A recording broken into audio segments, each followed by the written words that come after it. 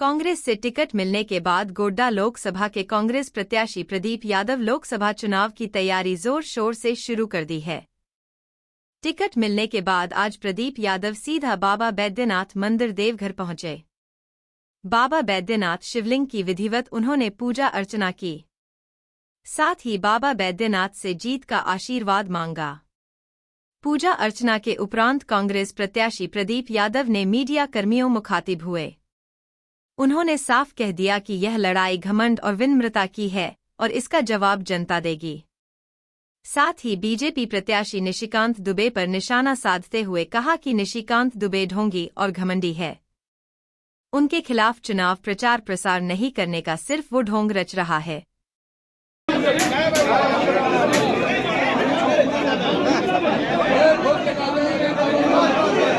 तो हम सब लगातार लगाते रहे हैं, इस बार भी आए। कोई आप नए काम की शुरुआत करते हैं तो जो हमारी सभ्यता है, संस्कृति है, जो धार्मिक भावनाओं से हम सब ओतप्रोत हैं, तो बाबा के दरबार में आते हैं हाजिरी बजाने। आप सब जान रहे हैं कि अभी इंडिया गठबंधन ने हमें प्रत्याशी बनाया है इस क्षेत्र से।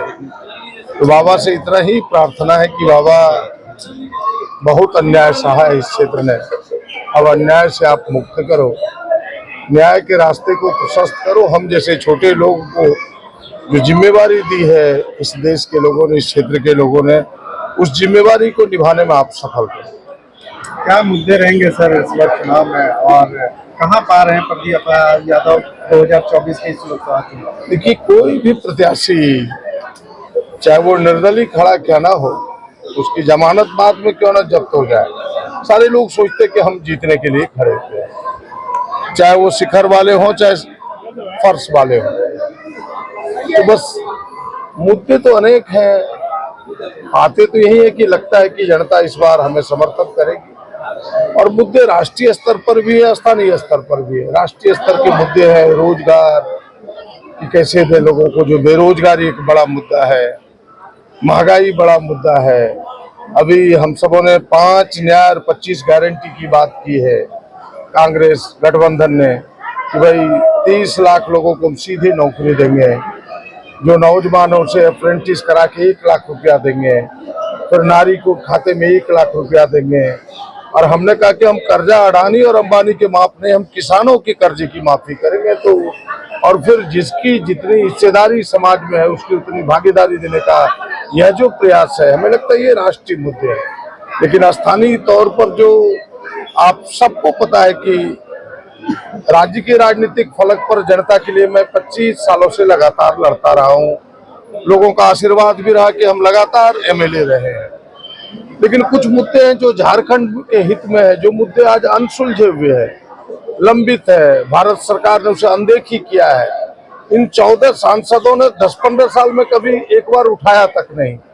हमें लगता है झारखंड की हिस्सेदारी, झारखंड के आरक्षण की समस्या, झारखंड के शरणार्थी की समस्या कई है, झारखंड के रेलवे के विकास, कई चीजें हैं जिन मुद्दों पर हमें लगता है कि चुप्पी लोगों ने साधा है। जरूरत है राष्ट्रीय फलक पर इन मुद्दों को जोरदार तरीके से उठाने का।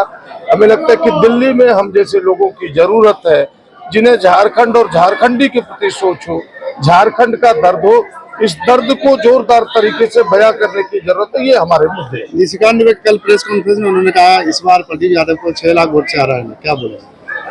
वो बड़े लोग हैं, बड़े लोगों की बड़ी बात। हमारे यहाँ एक कहावत है, बड़े लोगों की बड़ी बात गप चले आधा रात। ये गप सप उनका होता रहेगा। बड़े लोग हैं, वो हवाई जहाज पर उड़ने वाले लोग हैं, हम जमीन पर चलने वाले लोग हैं।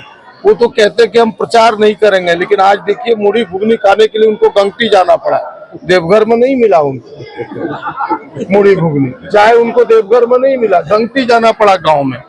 तो ये सारी चीजें ढोंग है, और ढोंग बाबा को पसंद नहीं है, झूठ चीजें बाबा को पसंद नहीं है, घमंड बाबा को पसंद नहीं है।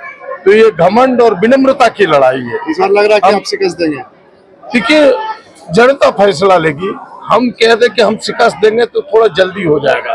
हमें लगता है कि जनता इस बार फैसला मेरे पक्ष में देगी।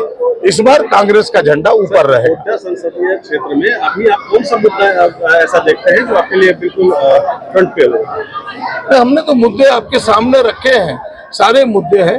अब एक ही बार सारे मुद्दों को कहेगा तो फिर भी आप परोस नहीं पाइएगा जनता को।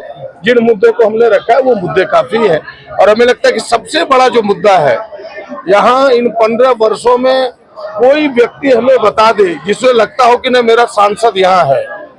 उनको लगता नहीं अपनापन, उनको लगता है कोई व्यक्ति है जो एमपी बनता है, लाइसेंस बनवाता है और अपनी संपत्ति को 1 नहीं 100 गुना ज्यादा करता है।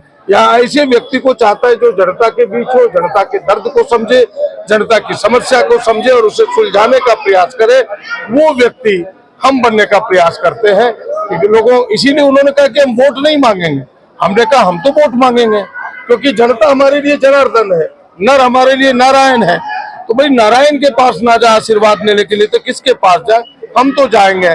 बड़े लोग बड़े बात करें, हम छोटे लोग हम छोटी बात करें।